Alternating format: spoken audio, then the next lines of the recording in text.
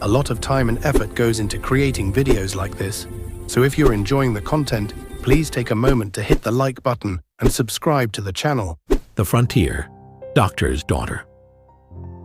In 1887 on the Kansas prairie, Dr. Clara Whitaker and her 11-year-old daughter Emily traveled by horse and buggy to deliver babies, set broken bones, and fight diphtheria outbreaks in remote homesteads. Emily carried the heavy medical bag, boiled instruments over campfires, and comforted frightened children while her mother worked. During a scarlet fever epidemic, they rode for 3 days without sleep to save a neighboring family. Young Emily later became a nurse, but she always remembered her mother's words. Medicine isn't just in the bag. It's in the hands that refuse to turn away from suffering. Together, this mother-daughter team brought healing to hundreds of isolated pioneer families. In the winter of 1888 on the Nebraska prairie, the entire Olson family, Norwegian immigrant parents and their 6 children, was trapped in their small sod house by the children's blizzard. Temperatures dropped to -40 degrees Fahrenheit and visibility fell to 0. The parents tied ropes between the house and barn so the older children could feed the animals without getting lost. They huddled together under quilts, singing songs and telling stories to keep the younger ones calm. 10-year-old Lars kept a small fire going with dried buffalo chips while his sisters melted snow for water. When the storm finally passed after 3 days, the family emerged safe. Father Olson later said, "The blizzard tried to bury us, but we stayed warm because we stayed together." In 1934, during the Dust Bowl in Oklahoma, 12-year-old Mae Thompson built her own rain gauge from a glass jar and a ruler because the family farm was dying from drought. Every morning she measured and recorded the tiny amounts of rain in a notebook, comparing it with cloud patterns and wind direction. Her data helped her father decide when to plant the last seeds. Neighbors began coming to ask for her readings. Mae told her teacher, "The sky doesn't talk much anymore, but if I listen carefully with my jar, it still tells me when to hope." In 1917, in the remote pine forests of northern Wisconsin, the Novak family, Polish immigrant parents and their 7 children, decided their kids needed more than just farm work. They cleared a small patch of land and built a 1-room log schoolhouse with their own hands. The older children helped split logs, while the younger ones gathered moss to seal the cracks. Mother taught reading by firelight, and father taught math using measuring tools from the farm. For 5 years, the school served not only their family, but also neighboring settler children. On the first day it opened, Father Novak said with tears in his eyes, "We came to this land with nothing but our hands, and today we build a future with our minds." The Alaskan homesteader who survived the 1964 earthquake. On March 27, 1964, the Great Alaska Earthquake, 9.2 magnitude, struck while 28-year-old Sarah Klein was alone in her remote homestead cabin near Valdez. The ground buckled violently, trees snapped, and a massive tsunami warning was issued. Sarah grabbed her 2 young children, her dog, and a small pack of supplies and ran to higher ground as her cabin slid toward the sea. For 9 days they lived in a makeshift shelter of fallen spruce branches while aftershocks continued. She rationed food, kept the children warm with body heat, and signaled passing planes with a mirror. When rescue finally arrived, Sarah refused to leave permanently. She rebuilt her cabin stronger, higher up the slope, and stayed on the land she had claimed with her late husband. The Japanese-American farmer who saved his neighbor's farm. In 1942, when Japanese-American families were forced into internment camps, 45-year-old Kenji Tanaka left his own strawberry fields in California to his wife and children. Before leaving, he promised his white neighbor, an elderly widow named Mrs. Ellis, that he would return to help. While interned at Manzanar, Kenji wrote detailed letters with farming instructions. After the war, he came back to find his own farm ruined, but Mrs. Ellis's land still intact because she had followed his guidance. Kenji then worked both farms for 2 seasons until the widow could manage again. He never asked for payment. When asked why, he simply replied, "Good soil doesn't care what face works it." In 1936, deep in the Appalachian Mountains, the Cooper family lived nearly 20 miles from the nearest town. There was no electricity, no telephone, no running water. The nearest doctor required half a day's journey by wagon. To outsiders, their life seemed impossibly difficult. To the Coopers, it was simply life. Every morning began before sunrise. The father split firewood for the stove. The mother baked cornbread and carried water from a nearby spring. The children completed chores before lessons started around the kitchen table. School books were scarce. Money was even scarcer. But the family possessed something many wealthier Americans lacked during the Great Depression: self-reliance. Their garden produced beans, potatoes, squash, and cabbage. A few chickens provided eggs. Wild berries, nuts, and game supplemented whatever the farm could not provide. When shoes wore out, they were repaired. When clothes tore, they were patched. Nothing useful was thrown away. Winter brought the hardest tests. Snow often isolated the family for weeks, yet neighbors always found ways to help one another. A sack of flour, a load of firewood, a shared meal. In the mountains, survival was rarely an individual effort. Years later, one of the Cooper children reflected on those difficult days. "We were poor by every measure people used, but we never felt abandoned." The cabin was small. The work was endless. The future was uncertain. But within those rough log walls lived a family determined to endure whatever the mountains and life placed before them. This is the face of a successful revolution. This 1904 portrait shows the 7 train jumpers of Missouri. Children who refused to be separated and refused to be broken. Led by 14-year-old Rose Callahan, they survived the orphan trains, the Missouri wilderness, and a system that saw them as disposable labor. By the time this photo was taken, they were no longer orphans. They were siblings by choice, captured with the authentic high-contrast grain of the era. This image is a testament to the power of the chosen family. They stood together in front of their new home, a united front against the world.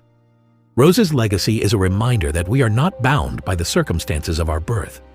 We have the power to jump off the train, to walk into the woods, and to find the people who will truly call us home. Share this story to honor the courage of Rose Callahan and every person who has fought to keep their family together, regardless of bloodlines. That's American, ain't it? In 1942, the Romano family owned a small village school where Antonio Romano taught children how to read, write, and dream beyond the troubles of the world. Every morning he welcomed every child with the same words: "Knowledge is something no one can ever steal from you." When the war arrived, many families fled, but Antonio refused to close the little school. He secretly continued teaching orphaned and displaced children inside the basement after dark. One evening, soldiers discovered the hidden classroom. The frightened children cried as Antonio stepped forward, claiming he alone was responsible. Before the soldiers led him away, one little girl handed him the chalk he always used to write lessons on the blackboard. Antonio smiled gently, broke the chalk into tiny pieces, and placed one piece into every child's hand. "Whenever you hold this," he whispered, "promise me you'll never stop learning." He never returned. Years after the war, the old school was rebuilt.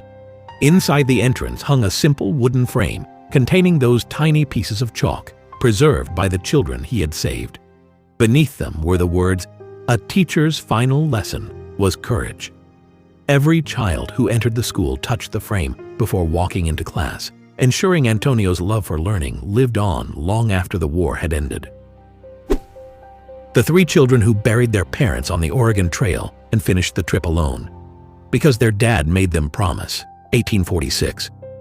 July 1846, Oregon Trail, South Pass, Wyoming. Cholera, Dawson family. Dad: Eli, 38, died July 2nd. Mom: Clara, 35, died July 4th. Left: William, 16, Mary, 14, James, 10. Wagon train said, "Come with us, we'll split you up." William said, "Dad made us promise. We see Oregon." They buried their parents side by side, carved names in a wagon board. Took the oxen, took the wagon. July, November, 5 months, 1,000 miles. William drove, Mary cooked. James watched for Indians, crossed the Snake River alone, fixed the wheel alone, buried the dog alone. November 28th, rolled into Oregon City, 3 kids, 1 wagon. William filed the land claim, 640 acres, in his dad's name. All 3 lived on it, never split it. 1846 Oregon Trail. Cholera kills both parents in 2 days. Kids 16, 14, 10 left alone. Bury parents, refuse wagon train help. Take wagon 1,000 miles, 5 months alone. Cross Snake River, fix wheels. Claim land in dad's name. Stay together. The Victory Garden family. 1943. In 1943, 20 million American families planted victory gardens. The government asked civilians to grow 40% of all vegetables to feed troops. So families tore up front lawns, empty lots, and even White House grounds. A typical family of 5 in Ohio had a 40 by 50-foot plot. Mom canned tomatoes in July. Dad dug potatoes after his factory shift. Kids pulled weeds for 10 cents a row. The USDA mailed pamphlets with planting charts. Schools gave grades for gardening. Churches held can parties where women traded beans for beets. Eleanor Roosevelt planted one on the White House lawn to shame rich families who thought it was low class. By 1944, families grew 8 million tons of food, enough to fill 200,000 railroad cars. For kids, it was chores and pride. 9-year-old Jimmy in Indiana wrote to FDR, "We grew 60 pounds of carrots and sent 20 pounds to soldiers." Families ate dinner from their yard, corn, squash, and Roosevelt stew with homegrown onions. Canning season meant kitchens at 100 degrees Fahrenheit in August, with 20 quarts of peaches steaming. Every basement had shelves of mason jars with wax seals. After the war, most families kept gardens. It taught kids work ethic and biology. Grandparents today still say, "Waste not, want not," because they watched parents cry over hornworms eating tomatoes in 1944. The Victory Garden made dinner a family project, not just mom's job. It's why 1950s cookbooks have 30 ways to use zucchini. 20 million families shared one goal: feed the boys overseas by feeding themselves first. In the isolated hills near Quicksand, Kentucky, during the hard years of the 1930s Depression, many Appalachian families survived through exhausting labor that rarely appeared in official records. Among them was an elderly mountain woman in her 70s who struggled to support her children after years of separation from her husband while living on rented land deep in the hills. Without owning a farm of their own, she and her daughter spent long days washing clothing for neighbors, landlords, and nearby families, simply to cover rent on a small 2-room cabin. Before sunrise, they carried heavy tubs of laundry downhill toward town and returned at dusk hauling wet clothing, soap buckets, and wash water back along muddy roads cutting through the mountains. The women planted small gardens whenever weather allowed, growing beans, greens, and corn beside the cabin while gathering wild plants or trading labor for flour, salt, and other necessities. Luxuries rarely existed in homes like theirs, where survival depended on constant work and careful use of every available resource. Despite the hardship, mountain women throughout Appalachia often became the center of family survival during the Depression years. They washed, cooked, sewed, preserved food, raised children, and carried enormous physical burdens through seasons of poverty and isolation. In one oral history recorded years later, the elderly woman quietly reflected on those years of labor and endurance. "We washed clothes all day for barely $1 when work came. We carried everything up those hills ourselves. But we kept going because there wasn't any other choice, and the mountains never cared whether you had money or not." The Great Chicago Fire started at 9 p.m., October 8, 1871. By dawn, the city was a hurricane of flame. By Monday night, the Great Fire had jumped the river, and the west side was a sea of refugees fleeing toward the open prairies. Esther Horvath was 29, a Hungarian immigrant who had arrived only 3 years prior. She worked in a bakery on Halsted Street, a place that specialized in heavy rye loaves and honey cakes, while the wealthy on the north side were loading pianos onto wagons. Esther was looking at the bakery's enormous brick ovens. They were stone-built and stood on a concrete slab. She knew they wouldn't burn even if the roof did. On the morning of October 10th, while the ruins were still white-hot, Esther returned to the blackened shell of the bakery. The flour barrels in the cellar had been spared from the fire by the damp earth. She spent the next 48 hours alone, mixing dough in a salvaged iron tub, using water from a nearby cistern that hadn't been fouled by the ash. She baked survival bread, thousands of small, dense loaves that she stacked on the sidewalk. She didn't have bags, so she wrapped them in scraps of singed burlap. For 6 days, she stood in the soot, handing out bread to the thousands of people walking west. Homeless clerks, Irish laborers, terrified children, and even the carriage trade, who had lost everything but their clothes.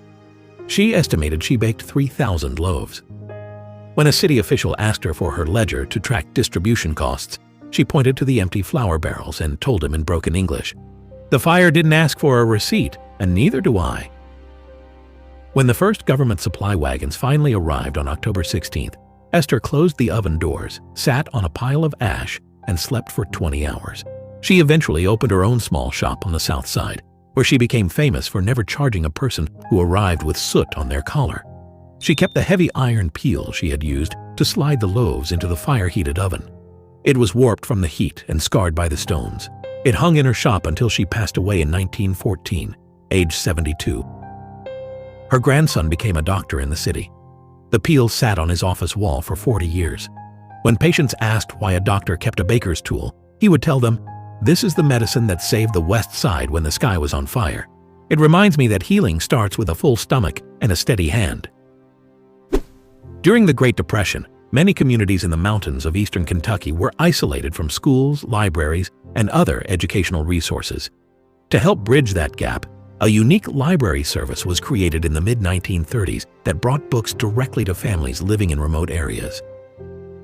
Dedicated women librarians traveled on horseback along rugged trails, carrying books, magazines, and educational materials in saddlebags.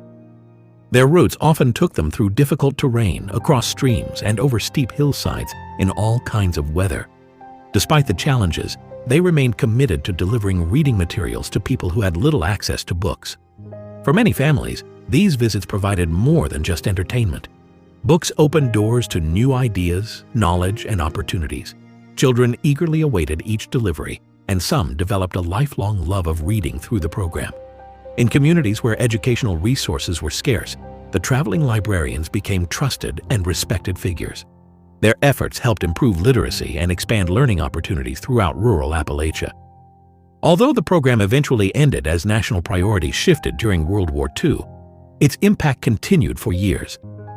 The horseback librarians demonstrated how determination and a belief in education could overcome even the most difficult geographic barriers. Today, they are remembered as pioneers who brought knowledge and inspiration to thousands of people living in some of America's most remote communities.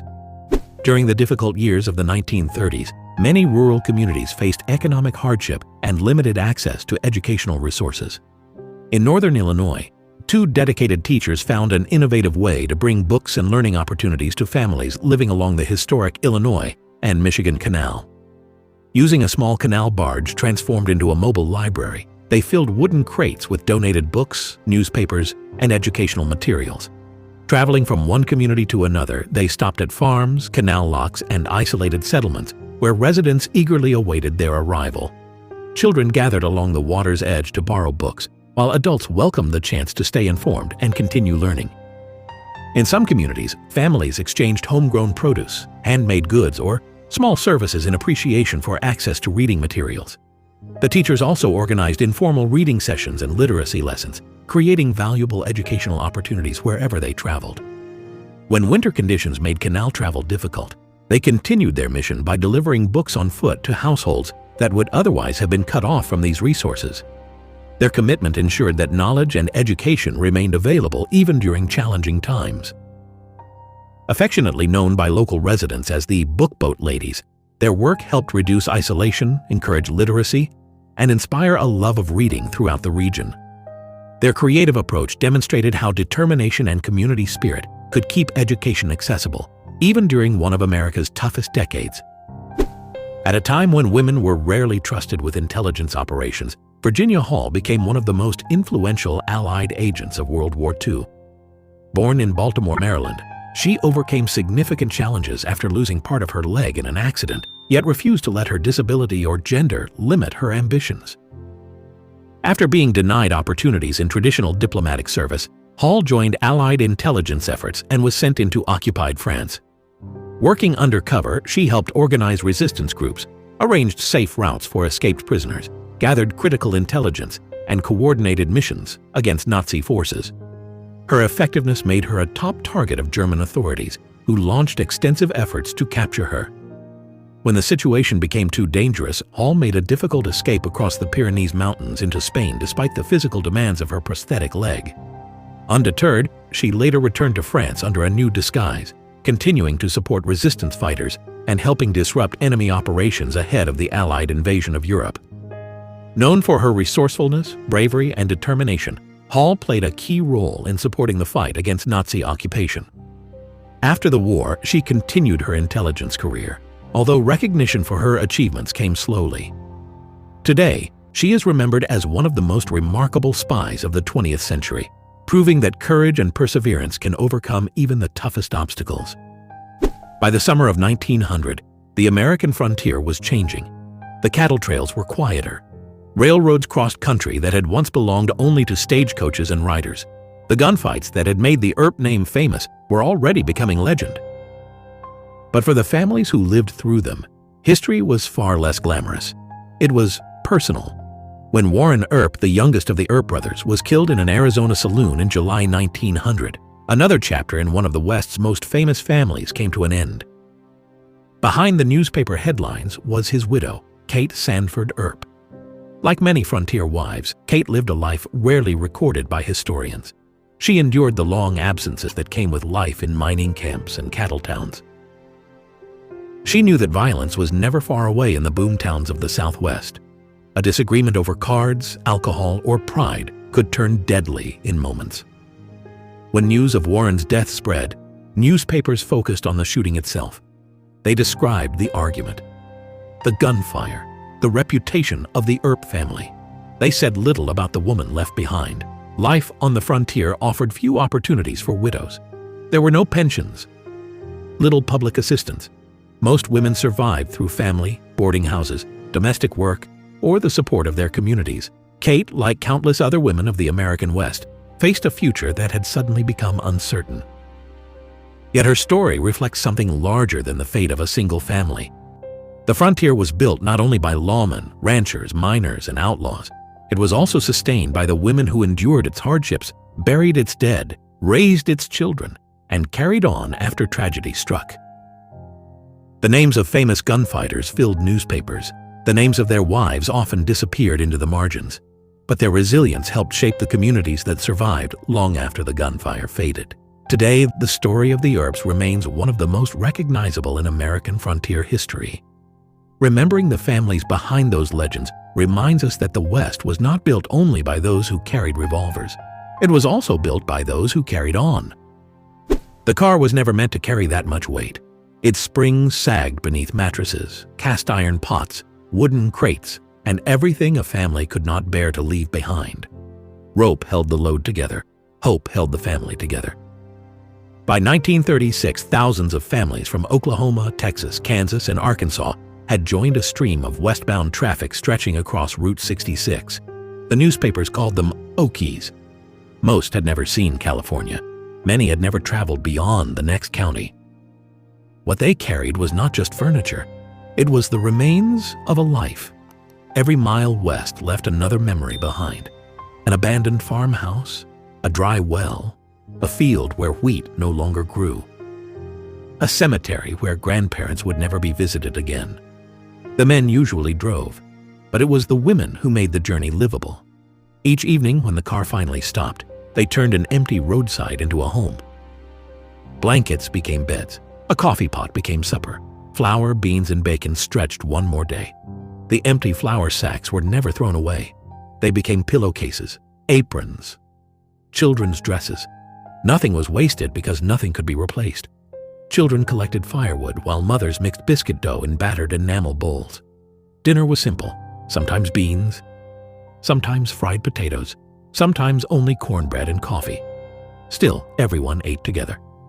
One Oklahoma mother later wrote in her diary, "The children think we're on an adventure. I pray they remember it that way."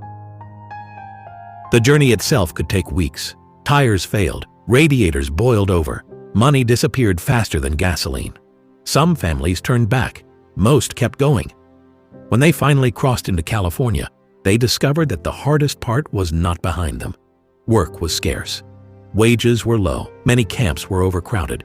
Some communities posted signs warning migrants to keep moving, yet families stayed. They picked peaches, cotton, grapes, oranges. They built roadside camps into neighborhoods. Tent villages slowly became towns. Children who had arrived barefoot eventually graduated from California schools. Some fought in World War II. Others bought homes their parents had once believed impossible. Years later, many former migrants remembered the old overloaded automobiles with equal parts sadness and pride. The cars had carried almost nothing of value, a few quilts, some cooking pots, family photographs, but they had carried something far more important, a future. In 1938, the Miller family traveled across America as migrant workers after losing their farm during the Great Depression.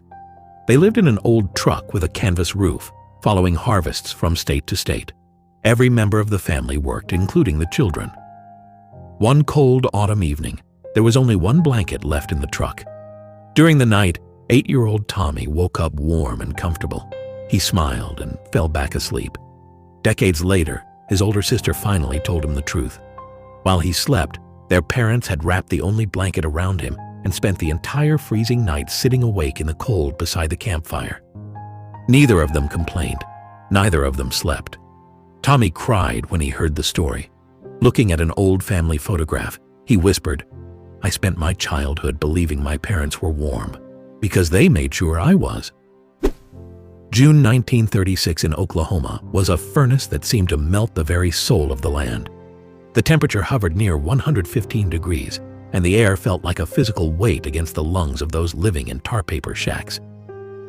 For the Miller family, this was the third year without a proper harvest, and their garden had withered into brown sticks weeks ago.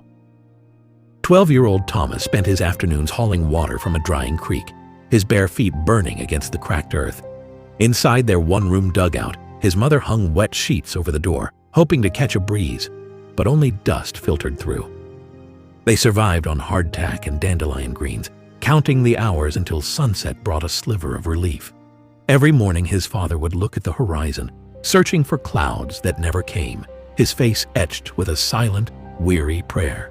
They didn't complain because complaining was a luxury for people who still had hope left to spend. Instead, they moved in slow, deliberate rhythms to save every ounce of their ebbing strength. When night finally fell, the family would sit outside, listening to the grasshoppers chirp in the dry weeds. It was a life defined by endurance, where surviving the day was the only victory that mattered to anyone. They were building a history of grit, one blistering June afternoon at a time, waiting for the rain that felt like a myth. In 1939, when Idaho potato farmers faced ruin from low prices, young grower J.R. Simplet took a risk. He built an electric dehydrator to turn surplus spuds into flakes for long storage. Neighbors thought him crazy, until the war came and the army needed lightweight food. Simplet's dehydrated potatoes fed troops worldwide, and his innovation saved thousands of Idaho farms. By war's end, he supplied nearly all military potato products. He shrugged, "I just hated seeing good food go to waste." From those humble dryers rose an industry, and proof that one man's ingenuity can feed an army. In 1939, the Parker family lived in a migrant workers' camp outside Fresno, California. They had no permanent home, only a patched canvas tent that moved with each harvest. Every evening, after long hours picking grapes, their father gathered everyone together before supper. He always asked each child to tell one good thing that had happened that day. Some days the answers were simple: a bird's nest, a funny joke, or finding a shiny stone in the field. The children thought it was just a game. Many years later, after their father passed away, they found a worn notebook beneath his bedroll. On every page, he had written the same sentence: "If my children remember the happiness, perhaps they'll forget the hardship." His oldest daughter closed the notebook with tears in her eyes and whispered, "We thought he was collecting stories. He was protecting our childhood." In 1945, the Romano family returned to their peaceful lakeside village in northern Italy after years of war had reduced it to silent ruins. Their father, Carlo Romano, had spent his life building beautiful wooden rowboats for fishermen and young couples. Their mother, Sophia, quietly gathered orphaned children each evening, teaching them songs beside the old lakeshore. 17-year-old Marco rebuilt broken docks. 15-year-old Elena repaired fishing nets. 13-year-old Paolo planted willow trees along the shoreline, and little Rosa searched every afternoon for the tiny wooden paddle her father had carved for her first toy boat. One rainy evening, she found it floating beside the old pier. Carlo gently polished the little paddle until it looked almost new again. Smiling at Rosa, he softly whispered, "No river carries love away. It always brings it back." Years later, after Carlo passed away, every newborn child in the village received a tiny wooden paddle carved by his family. It became the village's oldest tradition. Hanging inside the boat workshop was Carlo's carving knife beneath a simple inscription: "Some fathers teach the world how to come home." Rosa held the little paddle close to her heart and whispered through tears, "Papa, every child launched into life still begins with your hands." In 1944, the Foster family lived in a quiet stone village near the Ardennes forest in Belgium, where every family knew one another by name until the Battle of the Bulge turned neighbors into refugees overnight. Their father, Harold Foster, had worked for 20 years as the village baker, waking every morning at 3 o'clock to fill the streets with the smell of fresh bread. Their mother, Margaret, quietly wrapped extra loaves in cloth and left them outside the homes of elderly widows before sunrise. 17-year-old David kneaded dough beside his father before school. 15-year-old Helen delivered bread by bicycle to nearby farms. 13-year-old Peter chopped firewood for the bakery oven. And little Lucy carefully shaped tiny birds from leftover dough because her father always baked them for lonely children. Every evening, Harold gathered his family around the warm oven and softly whispered, "A loaf of bread fills a stomach, but kindness feeds a soul forever." Then war arrived. Shells shattered the bakery windows and frightened villagers fled into the snowy forest. Before leaving, Harold noticed dozens of orphaned children hiding inside the church with nothing to eat. He quietly returned to the burning bakery one final time, carrying sack after sack of flour through the smoke. All night he baked bread, while explosions echoed across the village. By sunrise, every child had eaten. As the family escaped into the forest, Harold collapsed from the injuries he had hidden all night. 50 years later, those orphaned children returned as grandparents. Together they rebuilt the old bakery exactly as Harold had left it. Inside the restored oven rested his weathered wooden rolling pin beneath a plaque that read, "One night of bread became a lifetime of hope." Lucy gently touched the rolling pin, smiled through tears, and whispered, "Daddy, every warm loaf still carries your hands." In 1910, 14-year-old Sarah worked as a carrying-in girl at a glass factory in West Virginia. Her job was to take red-hot glass bottles from the blowers and carry them to the annealing oven using long metal paddles. The heat from the furnace, known as the glory hole, was blinding, and the air was filled with microscopic shards of glass. One winter, an older blower named Mr. Henderson began to struggle as his eyesight failed from years of staring into the white-hot fire. He was terrified of being fired, as he had no other way to support his bedridden wife. Sarah noticed his shaking hands and began to whisper the timing of the pulls, guiding him through the rhythm of the work without the overseer noticing. She stayed late every evening to help him clean his station, ensuring the floor was clear for his blurred vision. One night, the foreman almost caught them, but Sarah quickly pretended she had dropped a bottle to distract him, taking the scolding herself to save Mr. Henderson's job. Years later, Sarah would tell her own children, "The factory owners saw us as replaceable cogs in a machine, but we saw each other as the only light in a very dark room." She realized that true sight isn't just about what your eyes can see, but what your heart refuses to ignore. In the heat of the factory, they had forged a bond stronger than the glass they made. The Great Depression did not just empty bank accounts, it emptied barns, fields, and entire farms that had belonged to the same families for generations. By the spring of 1933, foreclosure notices were arriving across Nebraska almost every week. Many farmers had borrowed money when wheat prices were high. Then came drought, falling crop prices, dust, and debts that could no longer be paid. Outside a small farming community, the Nielsen family watched the crisis creep toward their own doorstep. Hans Nielsen had died the year before, leaving behind his widow, 5 children, and his aging mother, Ingrid. The farm was all they had. Every fence post had been set by family hands. Every acre carried memories of harvests, weddings, and burials. When word spread that the bank intended to reclaim the property, neighbors began arriving long before sunrise. No invitations, no speeches, just wagons lining the road. Some carried coffee, others brought bread. Many simply stood beside the family. By the time the sheriff's automobile appeared, dozens of local farmers had gathered around the farmhouse. No one shouted, no one threatened. The silence spoke loudly enough. The sheriff climbed onto the porch and removed his hat. He knew nearly everyone standing there. He also knew that forcing the foreclosure would divide the entire community. Ingrid Nielsen stepped onto the porch beside him. Small in stature, wrapped in a heavy shawl despite the warming spring air, she looked across the crowd gathered in her yard. Then she looked toward the fields her husband had broken decades earlier.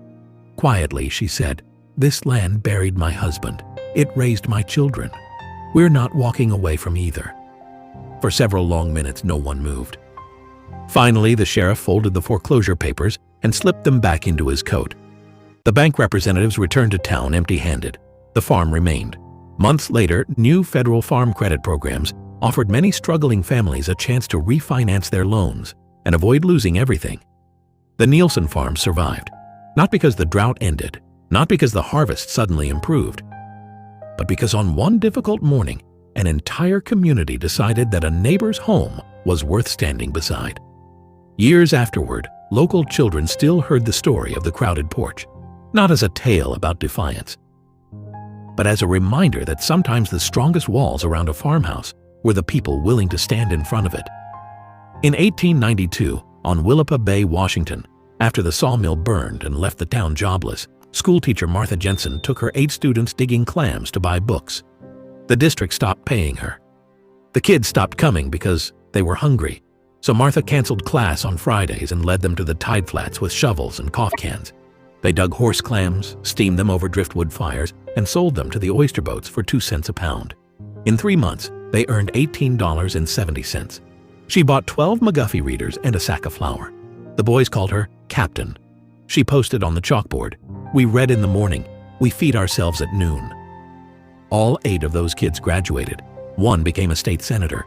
He said, "She taught us that Tide was a library too." In the spring of 1892, 14-year-old Illis worked the night shift as a breaker boy at a coal mine in Pennsylvania.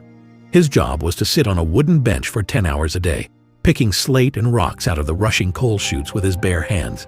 The air was so thick with black dust that the boys could barely see the person sitting next to them, and the roar of the machinery made conversation impossible. One night, the massive iron gears of the breaker began to screech with a sound that signaled a catastrophic jam.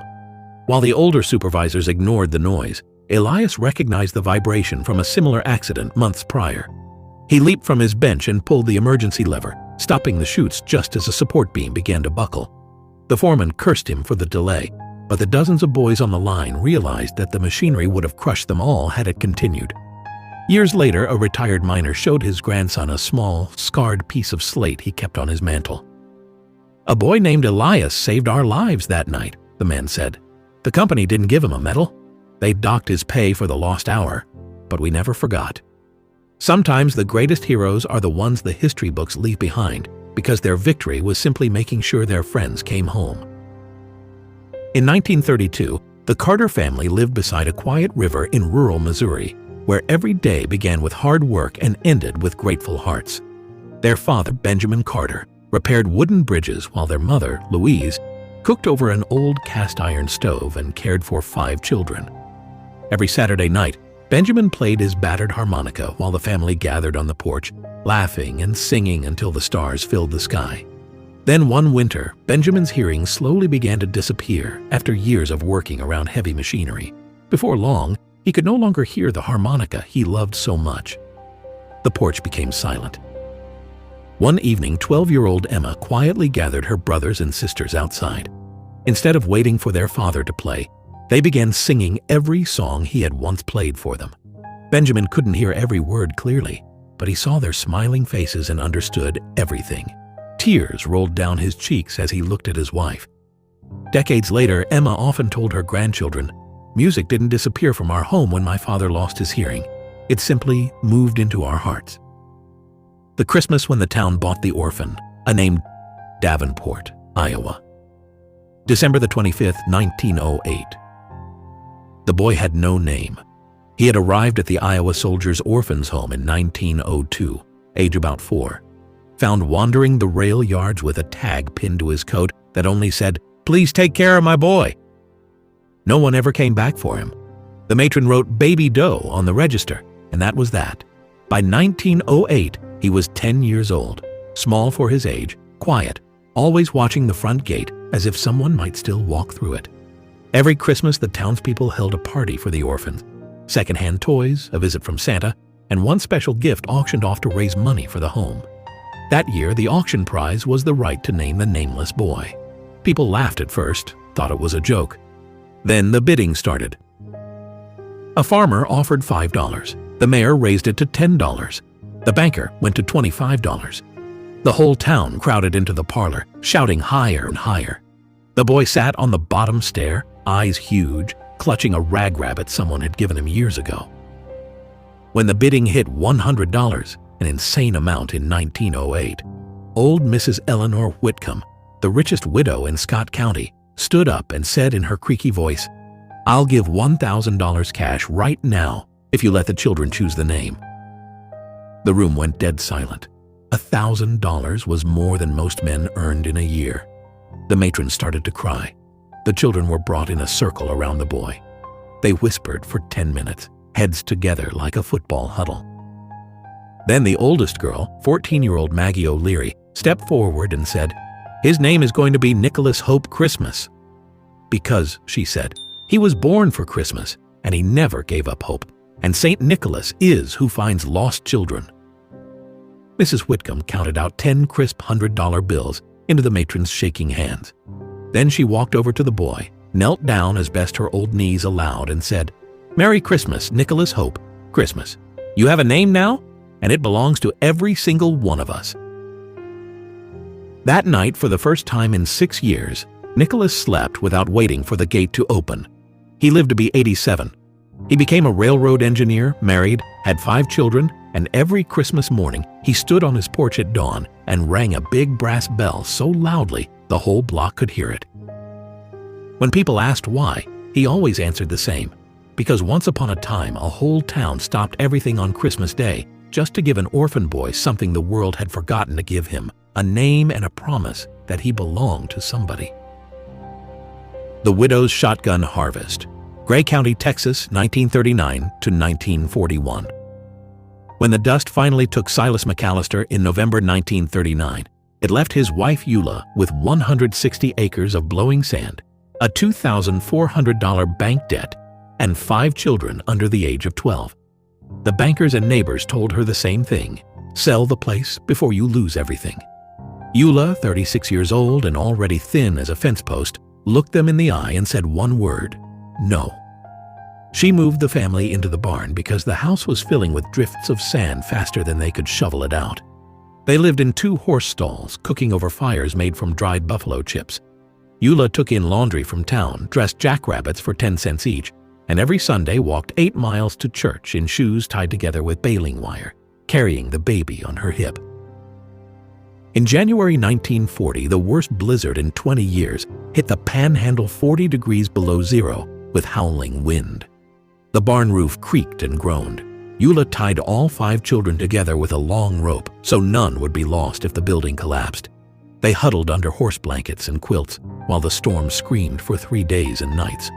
When the sky finally cleared, half the barn was gone, but every child was still breathing. That spring, for the first time in 9 years, real rain fell 3 full inches in one night. At first light, Eula hitched the tired team and plowed a long strip along the section line. The children followed behind, dropping sorghum and maize seed into the furrows with their small hands. By harvest time, the crop stood tall enough to hide a man on horseback. When the bankman drove out to foreclose, he found Eula standing alone in the middle of her field, shotgun resting across her arm, her 5 children watching silently from the edge.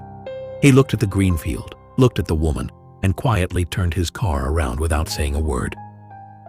Eula McAllister kept that farm until she passed in 1981. The old barn is gone now, but the double row of cottonwood trees she planted in 1941 still stands, the only green line breaking the flat horizon for 20 miles in any direction. Family strength in difficult times. An oil field worker's family gathered outside their modest wooden home for a formal portrait presenting a powerful image of perseverance and unity during challenging times. Family members of different ages, from small children to teenagers, stood together, reflecting the importance of family support in the face of economic uncertainty. The simple house and sparse surroundings highlighted the hardships they endured, while their close arrangement emphasized the strength they found in one another. In the distance, oil derricks rose above the landscape, symbolizing the industry that provided the family's livelihood while also bringing instability and financial risk. For families like this one, survival depended on cooperation, shared responsibilities, and strong personal connections. Their greatest resource was not material wealth, but the support they offered each other every day. The portrait captures more than a family standing together. It reflects determination, pride, and a commitment to facing adversity as a united household. By choosing to be photographed, the family created a lasting record of their lives and experiences. The image stands as a reminder that behind the economic struggles of the Great Depression were real people with hopes, challenges, and stories worth remembering. Their presence before the camera conveys dignity, resilience, and the enduring power of family bonds during uncertain times. In 1935, the Bennett family lived in a poor neighborhood outside Boston, where 49-year-old Samuel Bennett repaired old pianos in wealthy homes but could never afford one for his own family. His youngest daughter, Rose, loved music more than anything in the world. Every birthday, Samuel wound a tiny wooden music box that played the same gentle melody before bedtime. Rose believed the song could chase every bad dream away. One autumn evening, Samuel was struck by a horse-drawn wagon while returning home from work and never regained consciousness. After the funeral, Rose refused to sleep in her bedroom because the house had become too quiet. One night, her mother placed the old music box into her hands. Inside, hidden beneath the tiny mechanism, was a folded note Samuel had written years before. "If one night this music plays without me, close your eyes. I'll still be singing beside you." Rose wound the little music box every evening for the rest of her childhood. Even after it stopped working decades later, she kept it on her bedside table. As an adult, she became a music teacher and ended every class by softly humming the melody her father had loved. Whenever students asked why she never forgot that tune, she smiled through tears and answered, "Because sometimes the people we lose leave their voice inside the smallest songs." The music box eventually fell silent forever, but its melody continued living inside every child Rose taught. In 1849, Abigail Thompson, a widow with 3 children, trudged westward along the Oregon Trail. Her husband had fallen to fever the previous spring, leaving her with a wagon, a few animals, and a small chest of supplies. Days were long and grueling. Dust choked their lungs, storms turned trails into mud, and rattlesnakes or bandits lurked along the path. Abigail cooked over open fires, tended sick children, and repaired broken wheels with hands raw from toil. Each night, she whispered stories to keep their spirits alive, even when hope seemed distant. By the time they reached the Willamette Valley, Abigail and her children were battered but alive. She claimed a small plot of land, planting crops and building a cabin, teaching her children that survival required courage, ingenuity, and unwavering determination. Her journey was one of countless women whose names never made history books, yet whose grit shaped the frontier. The Antler Ledger, Nome, Alaska, 1955. In a windswept Sami reindeer camp outside Nome, 72-year-old Ante Riston kept an antler ledger carved into driftwood, tracking herd movements, seasonal migrations, and ceremonial offerings. A Sami elder who arrived during the Gold Rush era, Ante blended Nordic herding traditions with Inupiat knowledge, guiding reindeer across tundra and time. Her grandson stitched muklux from hide scraps, while her sister brewed spruce tea and sang joik songs to calm the herd. The ledger, etched with runes and symbols, became a living map, each mark a step in the dance between land, animal, and ancestry. In 1924, the farm crisis hit Nebraska like a hailstorm in July. Crop prices crashed, but bank debts didn't. When a farmer missed a payment, the bank auctioned his land, his plow, his mules, everything. In Holt County, neighbors watched it happen to the Wilcox family. Good farmers, 7 kids, lost the farm over $400. So when the auctioneer showed up at the next farm, the Lunds, something different happened. Men in overalls filled the yard, silent. When the auctioneer opened bidding on the tractor, a neighbor called out, "1 penny?" Silence, then another, "1 penny!" The bankman laughed. "This is a serious sale." Then old Pete Hanlon, a Civil War vet, stepped forward with his shotgun not raised, just held. "Son," he said, "so are we." For 3 hours, no one bid over a penny. The sheriff wouldn't arrest the whole county. The auctioneer finally gave up.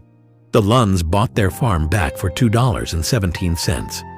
They called it the penny auction. It spread across the Midwest. Banks learned you could take a farm, but you couldn't take it without fighting the whole township.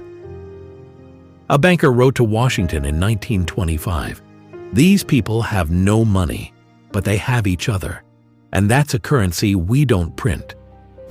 The old prairie had once stretched farther than the eye could see. Tall buffalo grass swayed with every breeze, its roots reaching deep into the earth, holding the land together through drought, wind, and time itself. Then came the wheat boom. "Plow every acre," the advertisements promised. "The Great Plains will feed the world." John Whitaker believed them. Everyone did. Together, neighbors tore up millions of acres of native grass. Horse teams pulled steel plows across fields that had never been touched before. Every harvest was bigger than the last. Money flowed. New tractors arrived. Bigger barns replaced old ones. People called it progress. John's father wasn't so sure. One evening, the old man stood at the edge of a freshly plowed field and quietly shook his head. "The grass has been protecting us for thousands of years." John laughed. "It's only grass." His father scooped up a handful of rich black soil. "No, it's our anchor." Years passed. Then the rain stopped. The first dust storm carried away only a little soil. The second carried more. By the third year, entire fields were disappearing. John stood exactly where his father once had. Only now, there was no prairie, no wheat, no rich earth. The wind lifted clouds of topsoil high into the sky, carrying away centuries of life in a single afternoon. His father, now frail and gray, walked beside him. Neither spoke for a long time. Finally, John whispered the words he had carried for years. "You were right." The old man looked across the empty land. "It isn't about being right. It's about remembering we belong to the land, not the other way around." When his father died the following winter, John planted something no farmer in the county expected. Not wheat, prairie grass. His neighbors thought he'd lost his mind. But year after year, the roots spread deeper. The wind slowed. The soil stayed. Children who grew up afterward never understood why one field remained green while others disappeared into dust. John never explained. He simply smiled whenever the prairie grass bent gently in the breeze. Some lessons are written in books. Others are written by the land itself, and they are learned only after everything else has been blown away. The Bean Man of Dalhart, Texas Panhandle, 1935. Every dawn, 63-year-old widower Clyde Bean Man McAllister pushed his battered wheelbarrow 2 miles from his failing ranch to the railroad crossing outside Dalhart. In it, one huge pot of pinto beans simmered all night with a single ham hock donated by the butcher, when he had one. By the time the westbound migrant cars crawled past, the beans were thick and fragrant. Clyde ladled them into whatever tin cans, jars, or cupped hands the Okies held out. He fed entire families from the running boards of their trucks while dust devils danced across the dead plains behind them. He never asked for money, only that they pay it forward when the world gets kind again. On the worst days, he served 300 souls before the pot scraped empty. Children still remember the taste 70 years later. In Boone County, West Virginia, the year 1931 arrived like a long winter with no spring. Mines were closed, soup lines stretched around the company store, and children learned the shape of hunger before they learned their letters. One cold morning, a miner named Elias Red Kincaid stood in the breadline staring at the muddy ground beneath his boots. In his coat pocket lay 3 wrinkled apple seeds, saved from a fruit he'd once shared with his daughter. As he waited his turn for a ladle of thin broth, he knelt and pressed those seeds into the frozen earth beside the line. "Maybe one day," he whispered, "something good will grow here." A few women watched him work. The next day, they brought more seeds, peach pits, apple cores, even sprouting potatoes. Soon, men who had nothing else to do began digging rows beside the breadline, turning dead ground into promise. They called it the breadline orchard. Every day, while waiting for food, people planted.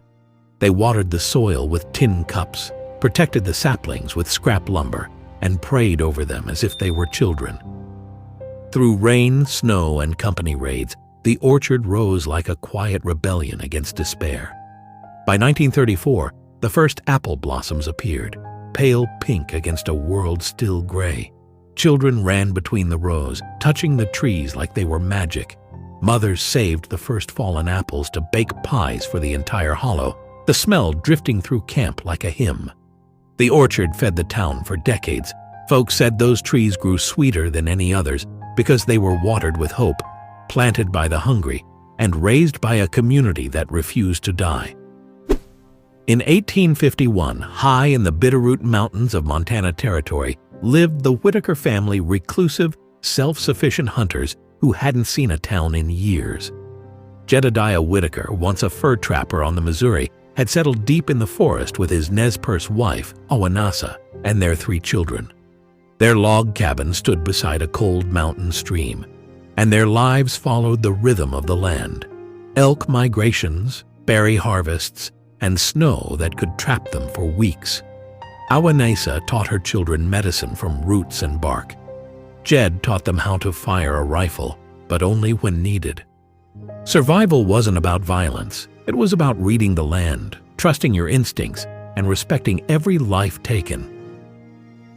One winter, a stranger collapsed outside their cabin, a wounded surveyor lost from a mapping party. They took him in, mended his wounds, fed him venison and broth, and sent him back come spring. He would later write about them in a Denver paper, calling them the ghost family of the Bitterroots. But the Whitakers didn't care for fame. They lived by an older law, the silence of snowfall, the tracks of a deer, and the stories passed in whispers by the fire. When the Harris family crossed the California state line a year earlier, little Annie clapped her hands. "We made it, Daddy!" Her father forced a smile. After weeks of driving west along Route 66, leaving their Oklahoma farm behind, California looked like the beginning of a new life. They had heard stories of endless orchards, steady work, and fields where crops still grew green. For the first time in years, hope felt real, but hope didn't last long. Every morning before sunrise, hundreds of desperate families gathered outside the ranch gates, hats in hand, waiting for someone to call their names. Sometimes 20 men competed for 5 jobs. Sometimes 100 competed for 10. Most days, no one called for Thomas Harris.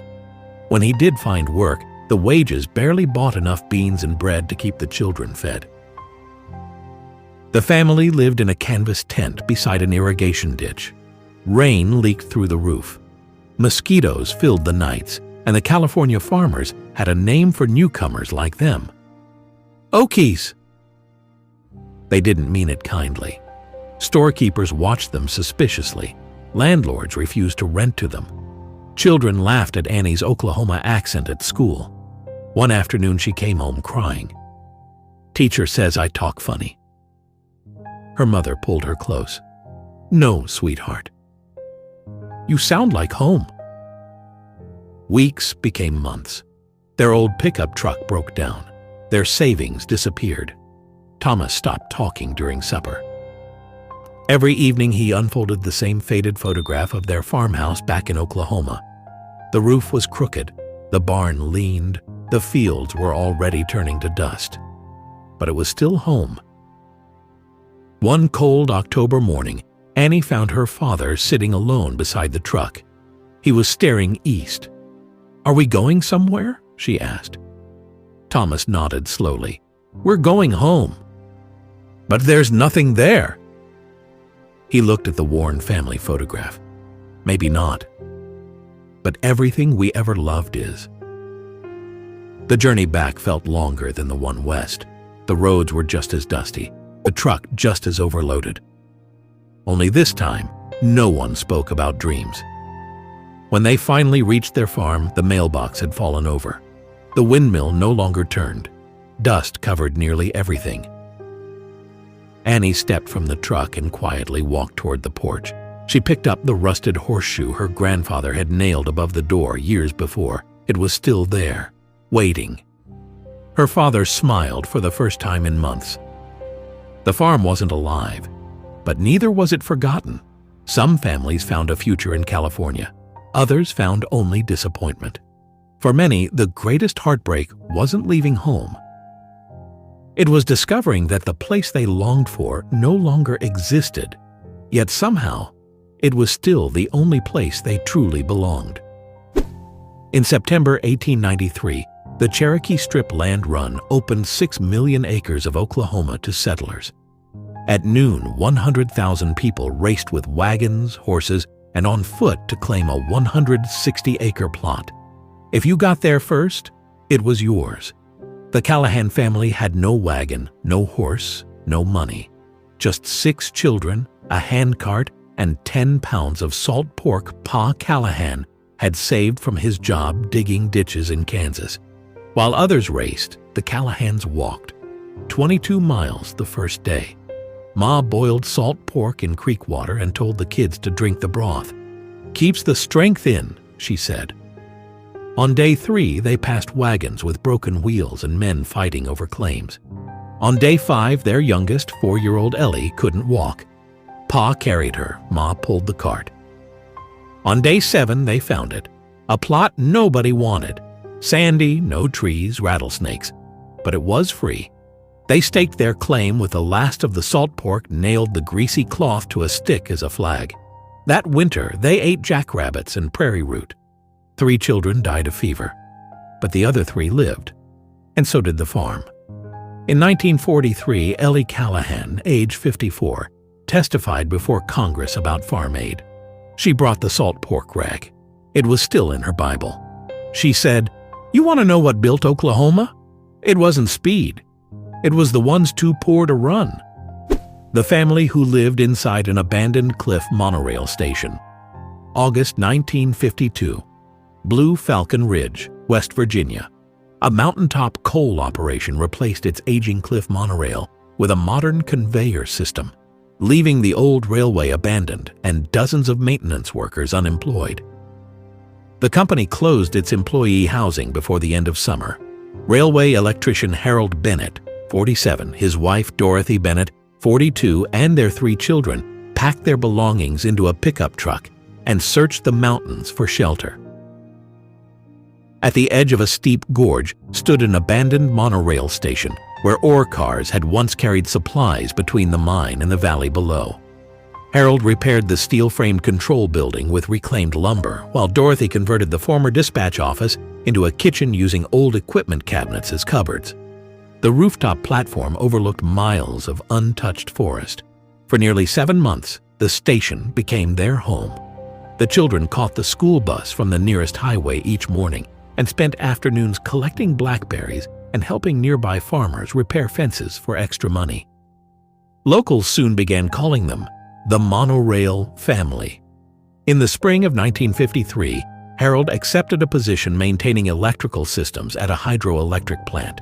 Within a few years, the family purchased a small white farmhouse nestled in the same valley. Dorothy later reflected, "The railway had stopped carrying miners across the mountain, but its lonely station carried our family through the hardest chapter of our lives."